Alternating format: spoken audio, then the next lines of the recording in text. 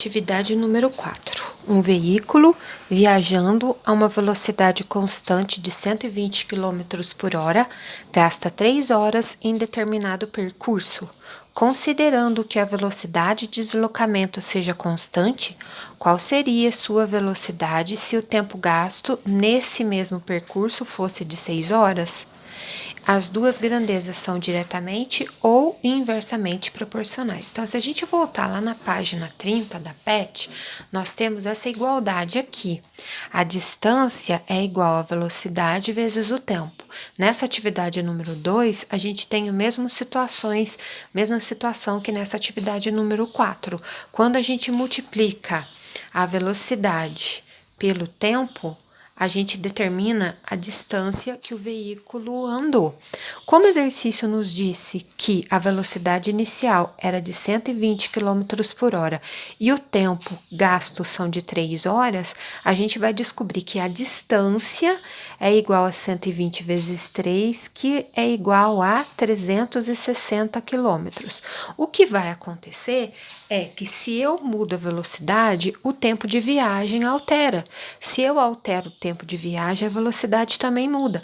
Então, seguindo essa pergunta, considerando que a velocidade de deslocamento seja constante, qual seria a sua velocidade se o tempo gasto nesse percurso fosse de 6 horas? Então, agora a gente teria o seguinte: para eu determinar a velocidade aqui, a gente precisa multiplicar a velocidade vezes o tempo e dar um valor constante de distância. Como é a mesma viagem, a distância é a mesma de 360 quilômetros. O tempo de viagem de 3 alterou para 6. E a velocidade a gente tem que descobrir, que a gente não sabe qual é. Então, quando a gente resolver essa igualdade, a gente consegue descobrir o valor da velocidade. Basta a gente passar esse número 6 que está multiplicando, dividindo do lado de cá, como se fosse uma equaçãozinha. A velocidade é igual a 360 dividido por 6. Com isso, a gente determina que a velocidade é de 60 km por hora.